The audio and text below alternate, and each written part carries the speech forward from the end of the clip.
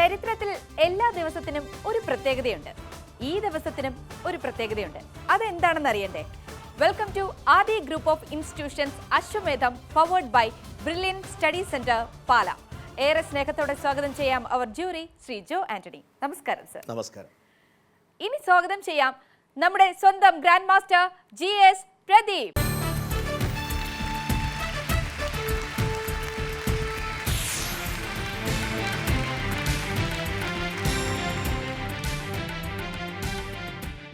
ചരിത്രം ഒരു പുഷ്പമാണ്, ഒരു പൂവാണ്. അത് ഇതളുകൾ വിടർത്തുന്നത് മനുഷ്യരാശിക്ക് നവഗന്ധങ്ങൾ സമ്മാനിച്ചുകൊണ്ടാണ്. ഇന്ന് മെയ് 5, 207 വർഷങ്ങൾക്ക് മുമ്പ്, കൃത്യമായി പറഞ്ഞാൽ 1818 മെയ് 5 ജർമ്മനിയിലെ ട്രയർ എന്ന പ്രദേശത്ത് പിറന്നു വീണ ഒരു മനുഷ്യൻ 6 പതിറ്റാണ്ടിലേറെ മാത്രം നീണ്ടുനിന്ന ജീവിതം കൊണ്ട് ഈ ഭൂമിയിൽ ജീവിക്കുന്ന സർവ്വ മനുഷ്യർക്കുമിടയിലെ അന്തരങ്ങളില്ലാതാകണം എന്നാഗ്രഹിക്കുകയും അതിനുവേണ്ടി പ്രവർത്തിക്കുകയും ചെയ്ത മനുഷ്യൻ. വീട്ടിലേക്ക് വൈകിയെത്തിയ രാത്രിയിൽ വിശന്നുറങ്ങിപ്പോയ കുഞ്ഞിനെക്കുറിച്ച് തൻ്റെ ഭാര്യയായ ജെന്നിയോട് പറഞ്ഞത്, നോക്കൂ, വിശന്നുറങ്ങിപ്പോയ അവൻ ഉണരുമ്പോൾ നീ പറയണം, ഈ ഭൂഗോളത്തിലെ മനുഷ്യരുടെ മുഴുവൻ വിശപ്പില്ലാതാകുന്ന ഒരു കാലത്തിൻ്റെ സ്വപ്നത്തിൻ്റെ യാഥാർത്ഥ്യവൽക്കരണത്തിനു വേണ്ടിയാണ് അവൻ്റെ അച്ഛൻ ചിന്തിക്കുന്നതും പ്രവർത്തിക്കുന്നതും എന്ന്.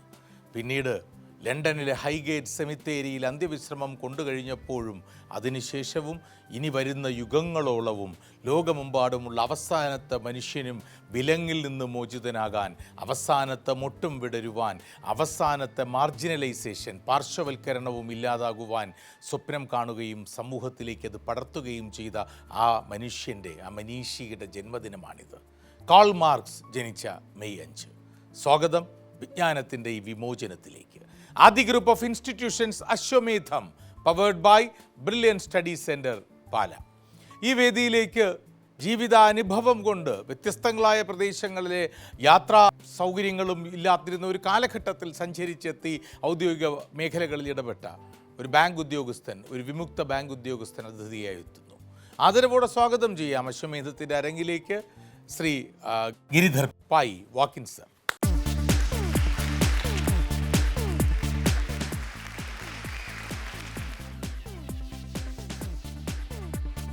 മത്സരാർത്ഥി എപ്പോഴും മുതിർന്ന ഒരാളാകുമ്പോൾ ഒരുപാട് കാര്യങ്ങൾ അറിയാനാണ് എനിക്ക് ആഗ്രഹം, ജീവിതാനുഭവങ്ങൾ കൊണ്ട്. അങ്ങയെക്കുറിച്ച് പറയൂ സർ. എൻ്റെ പേര് ഗിരിധർ പൈ എന്നാണ്. ഞാൻ ജനിച്ചത് കൊല്ലത്താണ്. കൊല്ലത്ത് വിദ്യാഭ്യാസം കൊല്ലത്ത് കച്ചേരിപ്പള്ളിക്കൂടം ഏതാണ്ട് 120ഓളം വർഷം പഴക്കമുള്ള ആണ് സ്കൂള്. അവിടെയാണ് പഠിച്ചത്. LPS അവിടെ പഠിച്ചു. പിന്നെ കൊല്ലം സെൻറ്റ് അലോഷ്യസ് ഹൈസ്കൂളിൽ, പിന്നെ കൊല്ലം SM കോളേജിൽ പ്രീ ഡിഗ്രി വിദ്യാഭ്യാസം. പിന്നെ അതിനുശേഷം BA MAM എക്കണോമിക്സിൽ കൊല്ലം ഫാത്തിമ മാതാ നാഷണൽ കോളേജിൽ പഠിച്ചു. ഫൈനൽ ഇയർ MA എഴുതിക്കൊണ്ടിരുന്ന സമയത്താണ് ബാങ്കിൽ, സിൻഡിക്കേറ്റ് ബാങ്കിൽ ജോലി കിട്ടിയിട്ട് കണ്ണൂരിൽ പോണത്. കണ്ണൂരിൽ ആലക്കോട് എന്ന് പറഞ്ഞ സ്ഥലം. ആലക്കോടിനടുത്താണ് പുലിക്കുരുമ്പ, നമ്മുടെ ബ്രിട്ടാ സാറിൻ്റെ ജന്മസ്ഥലം. നമ്മുടെ ആലക്കോടിനടുത്തായിരുന്നു പൈതൽ മലയൊക്കെ ഉള്ളിടത്ത്. അവിടെ ഒരു 12 വർഷം അവിടെ ഉദ്യോഗത്തിലുണ്ടായിരുന്നു. പിന്നെ 95 ഇവിടാന്നുണ്ടെങ്കിൽ സ്റ്റാച്യു ബ്രാഞ്ചിൽ ട്രാൻസ്ഫർ ആയിട്ട് വന്നു. പിന്നെ 2005 പ്രൊമോഷൻ കിട്ടി. 2007 ഔട്ട് ഓഫ് സ്റ്റേറ്റ് നമ്മുടെ റൂറൽ സർവീസ് എന്നുള്ള ഗോവയ്ക്ക് പോയി. പിന്നെ അതിനുശേഷം തിരിച്ച് ഇവിടെ തിരുവനന്തപുരത്ത് വന്നു. കഴക്കൂട്ടത്തേക്ക് മാനേജറായിട്ടുണ്ടായിരുന്നു. പിന്നെ അതിനുശേഷം പിന്നെയും കാർവാർ, പിന്നെയും ഗോവ കേട്ടങ്ങനെ ഔദ്യോഗിക ജീവിതത്തിൽ താങ്കൾ പറഞ്ഞ പോലെ മൊത്തം ഒരു കറക്കം തന്നെയായിരുന്നു. അശ്വമേധം കാണാറുണ്ടായിരുന്നു? പണ്ടോട്ടേ ഞാൻ കാണാറുണ്ടായിരുന്നു. പണ്ടാണെന്നുണ്ടെങ്കിൽ അന്ന് ഞാൻ ക്ലറിക്കൽ കേഡറിൽ ജോലി ചെയ്യുമ്പോഴാണ് ആദ്യം അശ്വമേധം വരുന്നത്. താങ്കൾ വേറൊരു പ്രദീപ് ചേട്ടൻ ഉണ്ടായിരുന്നല്ലോ, അദ്ദേഹം. അന്ന് ഞാൻ ഇവിടെ യൂണിവേഴ്സിറ്റി ലൈബ്രറിയിൽ നിന്ന് ബുക്കുകൾ എടുക്കുന്ന ഒരു ശീലം ഉണ്ടായിരുന്നു. അത് കഴിഞ്ഞ് ഞങ്ങൾ ഇറങ്ങുമ്പോൾ അവിടെ ഒരു ചെറിയ ചായക്കട ഉണ്ടായിരുന്നു. താങ്കൾ അദ്ദേഹം ചായ കൊടുക്കുന്ന കൂട്ടത്തിൽ ഞാനും കൂടെ ഞങ്ങൾ സംസാരിച്ചിട്ടുണ്ട്.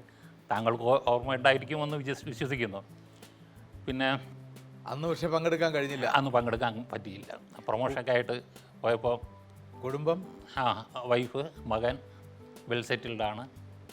ഞാൻ 2020 ഇതിനിടയ്ക്ക് കാനറ ബാങ്കുമായിട്ട് മെർജിങ് വന്നല്ലോ, സിൻഡിക്കേറ്റ് ബാങ്ക്. ആ സമയത്ത് ഞാൻ ഗോവയിലായിരുന്നു. അപ്പോൾ മെർജിങ്ങിന് ശേഷം 2021 ഔദ്യോഗിക ജീവിതത്തിലോട് വിട പറഞ്ഞു.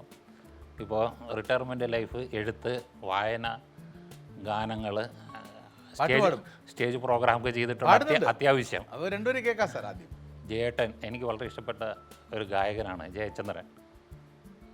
അദ്ദേഹം എഴുതിയിട്ടുള്ള ഒരു ഭക്തിഗാനം നമുക്ക് പാടിയിട്ടുള്ള വിഘ്നേശ്വര ജന്മ നാളികേരം നിന്റെ തൃക്കാൽക്കലുടയ്ക്കുവാൻ വന്നു, തുമ്പിയും കൊമ്പും കൊണ്ടടിയൻ്റെ മാർഗം തമ്പുരാനെ തടയൊല്ലേ, ഏകദന്ത കാക്കണമേ നിയതം. വിഘ്നേശ്വര ജന്മ നാളികേരം നിന്റെ തൃക്കാൽക്കലുടയ്ക്കുവാൻ വന്നു. ആരംഭിക്കാം. Come, let's play. Be the Grandmaster.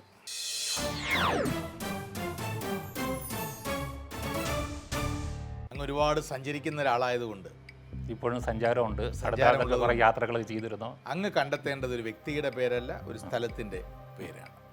ആരംഭിക്കാം. ഇത് ആദ്യത്തെ സൂചന.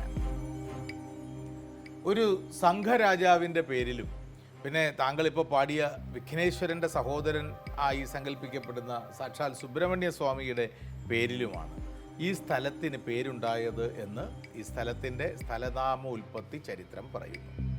Any guess? ഇല്ലെങ്കിൽ അടുത്ത സൂചനയിലേക്ക്. ശരി. ഐതിഹ്യ ചരിത്രമനുസരിച്ച് കന്യാകുമാരി മുതൽ ഗോകർണം വരെ എന്ന് കരുതുന്ന ഐതിഹ്യകാല ചരിത്രമനുസരിച്ച് അവസാന മലയാള ഗ്രാമം ഇതാണ് എന്നാണ് രേഖപ്പെടുത്തിയിരിക്കുന്നത്. ഒരു ഗസ് കേട്ടിട്ടുണ്ട്. പറയുന്നോ അതോ അടുത്തതിലോട്ട് പോവാം? ഒന്ന് ശ്രമിച്ചു നോക്കട്ടെ. ഗസ്. നമ്മൾ കുമരൻ കോവിൽ ഉള്ള സ്ഥലം. തക്കലയോ? തക്കലക്ക് അല്ല, അല്ല, അതൊക്കെ ആദ്യ ഗ്രാമങ്ങളിലല്ലേ. മൂന്നാമത്തെ സൂചന. 1934 ഗാന്ധിജി ഇവിടെ സന്ദർശിച്ചു. 1953 ആചാര്യ വിനോബ ഭാവയും ഇവിടെ എത്തി. അത് രണ്ടും സാമൂഹികമായ ഉണർവേകുന്ന പ്രസ്ഥാനങ്ങൾക്ക് വേണ്ടിയാണ്. നെക്സ്റ്റ്.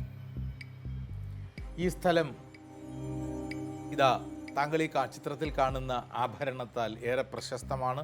ഈ ആഭരണത്തിൻ്റെ പേര് പവിത്ര മോതിരം എന്നാണ്. മനസ്സിലായി? പയ്യന്നൂർ. ആണോ? ആണോ?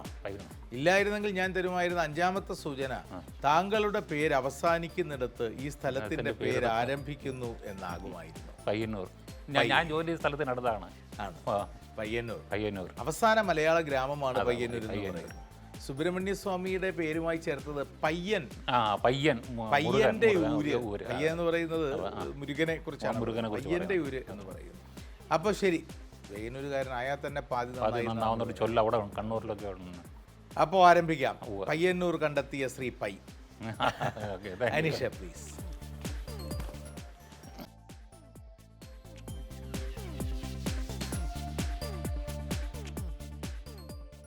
Sir, is it approved? Approved.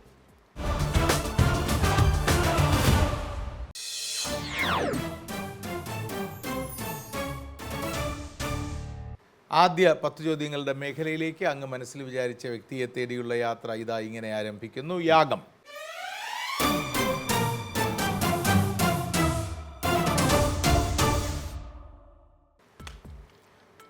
ഒരു പുരുഷൻ. അതെ. ഇന്ത്യൻ. മലയാളി. ജീവിച്ചിരിപ്പുണ്ടോ? ഇല്ല. രാഷ്ട്രീയം, കലാ, സാഹിത്യം ഇതിലൊന്നാണോ പ്രധാനം? അതെ. രാഷ്ട്രീയം? അല്ല.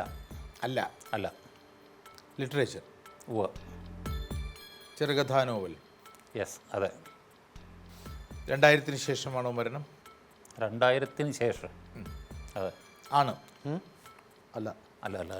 അപ്പോൾ ദാറ്റ് മീൻസ് അതിന് തൊട്ട് മുമ്പുള്ള കാലങ്ങളിലായിരിക്കും. അപ്പോൾ തീരെ പഴയ ആളല്ല. തിരുവനന്തപുരം, കൊല്ലം, പത്തനംതിട്ട, ആലപ്പുഴ, തെക്കൻ കേരളം? അതെ. 10 ചോദ്യങ്ങൾ. യജ്ഞം.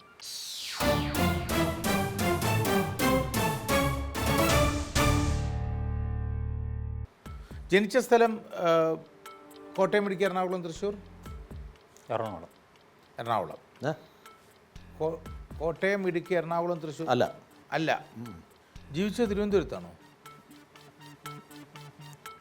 അതിന് കർമ്മമേഖലയൊക്കെ തിരുവനന്തപുരമായിരുന്നു. അധ്യാപന വൃത്തിയായിരുന്നു അദ്ദേഹത്തിൻ്റെ ഔദ്യോഗിക മേഖല. ഈ എഴുത്തുകാരൻ എന്നുള്ളതിന് ഉപരി കോളേജ് അധ്യാപകൻ എന്നുള്ള അല്ല. അല്ല. 90കളിൽ മരിച്ച തിരുവനന്തപുരം. പേരിനോടൊപ്പം സ്ഥലപ്പേരോ വീട്ടുപേരോ ഉണ്ടോ? സ്ഥലപ്പേരുണ്ട്. അദ്ദേഹം ജനിച്ച സ്ഥലമാണോ അത്? അങ്ങനെ ജസ്റ്റ് വന്നു പോയ പേരാണ്. ആണ്. 16ാമത്തെ ചോദ്യം. താങ്കൾക്ക് അതിനു മുമ്പ് ഇങ്ങനെ കാണിക്കാമോ? ആ കൈ 5 ഉള്ളൂ അല്ലേ? വിരലേ കയ്യിൽ 5 വിരലേ ഉള്ളൂ. താങ്കൾ വിചാരിച്ച വ്യക്തി 6 വിരലുകളുള്ള ആരെങ്കിലും കുറിച്ച് എഴുതിയിട്ടുണ്ടോ? അല്ലെങ്കിൽ അദ്ദേഹത്തിൻ്റെ പ്രശസ്തമായ ഒരു കൃതി 6-ാം വിരലാണോ? അതെ. പാലക്കാട് ജില്ലയിലെ കൽപ്പാത്തി അഗ്രഹാരത്തിലാണോ അദ്ദേഹം ജനിച്ചത്? ഭാര്യയുടെ പേര് വേണി എന്നാണ്. തിരുവനന്തപുരം ജില്ലയിലെ ശാസ്ത്രി നഗറിലാണ് അദ്ദേഹം താമസിച്ചിരുന്നത്. കൃഷ്ണവേണി. നന്നായി അദ്ദേഹം ചിത്രങ്ങൾ, കാർട്ടൂണുകളും വരയ്ക്കുമായിരുന്നു. വയലാർ അവാർഡ് നേടിയ യന്ത്രം എന്ന അതിഗംഭീരമായ സൃഷ്ടി നടത്തി. അതെ. വേരുകൾ അദ്ദേഹം എഴുതി. യക്ഷി അദ്ദേഹം എഴുതി. അത് സിനിമയായി. അത് സിനിമയായി. സത്യനഭിനയിച്ചു. 6-ാം വിരലും സിനിമയായി. അതാണ് നമ്മുടെ എന്താ പറയുക, അയ്യർ ദ ഗ്രേറ്റ് എന്ന് പറയുന്ന സിനിമയ്ക്ക് കാരണമായത്. ഉന്നത ഉദ്യോഗസ്ഥനായി IAS ഉദ്യോഗം ഉപേക്ഷിച്ച് പൊതുജീവിതത്തിലേക്കും സാഹിത്യത്തിലേക്കും ഇറങ്ങി വന്ന മനുഷ്യൻ ദീർഘകാലം വയലാർ ട്രസ്റ്റിൻ്റെയും ഭാരവാഹിയായി പ്രവർത്തിച്ചു. അദ്ദേഹം ജോലി രാജിവെക്കാൻ കാരണം തന്നെ ഇതായിരുന്നു, എനിക്ക് സാഹിത്യ ജീവിതമാണ് ഔദ്യോഗിക ജീവിതത്തെക്കാൾ എന്ന് പ്രഖ്യാപിച്ചിട്ട് എഴുതിയ മനുഷ്യൻ സാക്ഷാൽ മലയാറ്റൂർ രാമകൃഷ്ണനാണ് മനസ്സിലത്.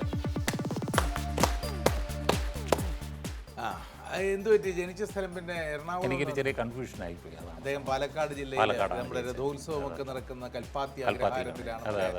സോറി, എനിക്ക് അവിടെ ചെറിയൊരു. പക്ഷേ മലയാറ്റൂർ രാമകൃഷ്ണന്റെ പേരിനോടൊപ്പമുള്ള സ്ഥലമാകട്ടെ അദ്ദേഹം വന്നുപോയ സ്ഥലമാണ്. പിന്നെ പ്രവർത്തന മേഖല നമുക്ക് അങ്ങനെ തിരുവനന്തപുരം എന്നൊന്നും പറയാൻ പറ്റില്ല. അദ്ദേഹം പാലക്കാട് കൊണ്ട് അതല്ല, കോഴിക്കോട് ജില്ലാ കളക്ടറായിരുന്നു, എറണാകുളത്ത് റബ്ബർ ബോർഡിന്റെ റവന്യൂ സെക്രട്ടറി ആയിരുന്ന സമയത്തൊക്കെ അദ്ദേഹത്തിന് ഒത്തിരി സുഹൃത്തുക്കൾ കൊല്ലത്തുണ്ടായിരുന്നു. കാക്കനാടൻ, വൈക്കം മറ്റേ വൈക്കം ചന്ദ്രശേഖരൻ വൈക്കം ചന്ദ്രശേഖരൻ നായർ എൻ്റെ വീടിനടുത്താണ് താമസിച്ചിരുന്നത്. കൃഷ്ണൻ നായർ സാറ്, നായർ സാറിൻ്റെ വൈഫ് എന്നെ പഠിപ്പിച്ചിട്ടുണ്ട് ഫാത്തിമ കോളേജിൽ, സബിത ടീച്ചർ. കൃഷ്ണകുമാറൊക്കെ അവിടെ ഉണ്ടായിരുന്നു നേരത്തെ. അങ്ങനെ അതെന്തായാലും നന്നായി. കൃഷ്ണനായർ സാറിൻ്റെ മകളും അധ്യാപികയാണ് ലേഖ. അവിടെ തന്നെ HOD ഇപ്പോൾ. സന്തോഷം. മലയാറ്റൂർ രാമകൃഷ്ണൻ എന്ന KV രാമകൃഷ്ണ അയ്യർ സാഹിത്യകാരൻ, തിരക്കഥാകൃത്ത്, കാർട്ടൂണിസ്റ്റ്, ചിത്രകാരൻ, IAS ഓഫീസർ, അഭിഭാഷക വൃത്തി, അധ്യാപനം, പത്രപ്രവർത്തനം എന്നീ മേഖലകളിലും സേവനമനുഷ്ഠിച്ചിട്ടുണ്ട്. പൊതുപ്രവർത്തന രംഗത്തും സജീവമായിരുന്ന മലയാറ്റൂർ ചിത്രകലാ പരിഷത്ത് ആരംഭിക്കാൻ നേതൃത്വം നൽകിയിരുന്നു. വേരുകൾ, യക്ഷി, യന്ത്രം, 6-ാം വിരൽ തുടങ്ങി നിരവധി കൃതികൾ രചിച്ചിട്ടുള്ള മലയാറ്റൂരിന് കേരള സാഹിത്യ അക്കാദമി പുരസ്കാരം, വയലാർ അവാർഡ് എന്നിവ ലഭിച്ചിട്ടുണ്ട്. യക്ഷി, ചെമ്പരത്തി, അയ്യർ ദി ഗ്രേറ്റ് തുടങ്ങിയ ചിത്രങ്ങളുടെ തിരക്കഥാകൃത്തും മലയാറ്റൂരായിരുന്നു. അനീഷ പ്ലീസ്. എന്താണ് ഇത് കയ്യില്? കയ്യിലെന്ന് പറഞ്ഞാൽ ഞാനിപ്പോൾ റിട്ടയർമെൻറ്റ് ലൈഫിന് ശേഷം എഴുത്തും വായനയൊക്കെയാന്ന് പറഞ്ഞിരുന്നല്ലോ. ഞാൻ കഥാസമാഹാരം എഴുതിയിട്ടുണ്ട്, താങ്കൾക്ക് കൊടുക്കാനായിട്ട് ഞാൻ കൊണ്ടുവന്നതാണ്.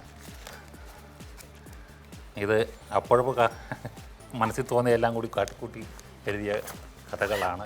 അടുത്തൊരു നോവൽ എഴുതിക്കൊണ്ടിരിക്കുന്നു, സ്നേഹസമാന്തരം എന്ന് പറയുന്ന നോവൽ. സമാന്തരം അതൊരു ഇതിൻ്റെ വീണ്ടും ആദ്യ രാത്രി എന്നാണ് കഥാസമാഹാരത്തിൻ്റെ പേര്. ശ്രീ ഗിരിധർ പയ്യുടെ വീണ്ടും ആദ്യ രാത്രി എന്ന കഥാസമാഹാരം.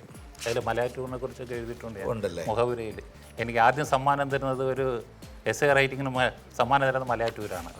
സെൻറ്റ് ലൂഷ്യസ് സ്കൂളിൽ അന്ന് യൂത്ത് ഫെസ്റ്റിവലിൻ്റെ ഫംഗ്ഷൻ വന്നപ്പോൾ അവരുടെ ജീവിതത്തിൽ വീണ്ടും പ്രകാശം പരന്നു.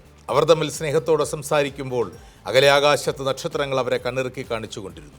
എല്ലാത്തിനും മുഖസാക്ഷിയായി അമ്പിളിയമ്മാവൻ ചിരിച്ചുകൊണ്ട് നിന്നു. ഒത്തുചേരലിൻ്റെ ഒരു ആദ്യ രാത്രി കൂടി അവിടെ പിറന്നു.